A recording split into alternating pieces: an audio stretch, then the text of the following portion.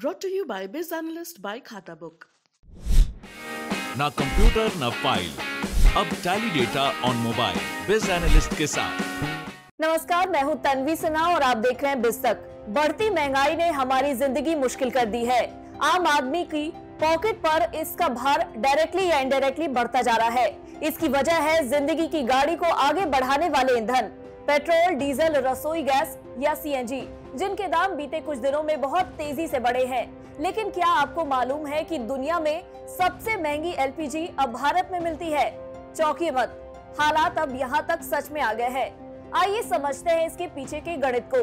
दरअसल भारत में दुनिया की सबसे महंगी एलपीजी मिलने का कारण मुद्रा की क्रय शक्ति है, यानी परचेजिंग पावर ऑफ करेंसीज। इसके हिसाब से इसका कैलकुलेशन करने पर आपको जवाब मिल जाएगा। लेकिन इसके साथ ही हमें इंटरनेशनल इकोनॉमी से जुड़ी कई बातों को भी समझना होगा।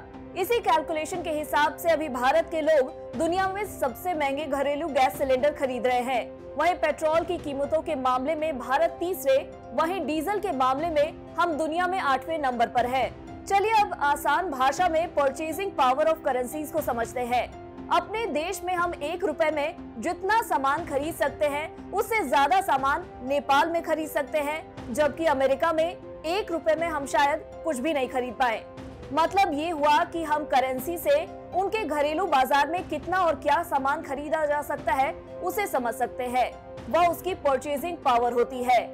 अलग अलग देशों की करेंसीज की परचेजिंग पावर अलग अलग होती है, लेकिन इंटरनेशनल मार्केट में जाते ही करेंसीज की परचेजिंग पावर यानी क्रय शक्ति बदल जाती है। इंटरनेशनल मार्केट में इसके कैलकुलेशन को भी समझ लेते हैं।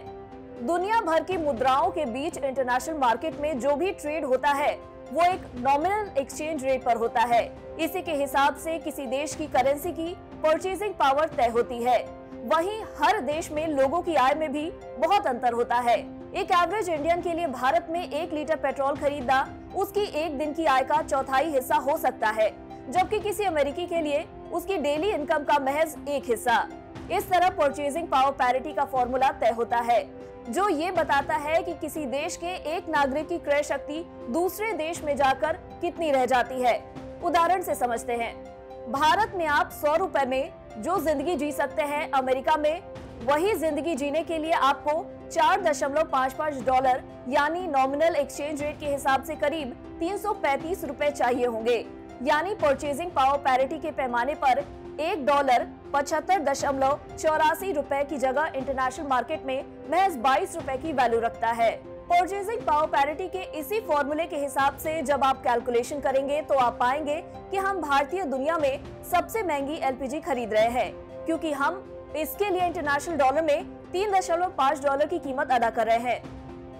भारत के बाद तुर्की, फिजी, मोल्दोव और यूक्रेन है। वहीं पेट्रोल के लिए एक औसत भारतीय $5.2 और डीजल के लिए $4.6 का दाम अदा कर रहा है, जो कि 157 देशों में सूडान और लाओस के बाद दुनिया का तीसरा सबसे अधिक है। उम्मीद है आपको यह कॉन्सेप्ट समझ में आया होगा और आपको पता चला होगा कि भारत एलपीजी के मामले में दुनिया का नंबर 1 क्यों है।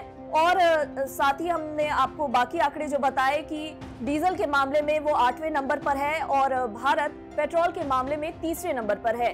अगर आपको हमारे इस एपिसोड में दी गई जानकारी पसंद आई हो तो इसे लाइक और शेयर जरूर करें। साथ ही हमारे चैनल बिज तक को सब्सक्राइब करना ना भूलें। धन्यवाद।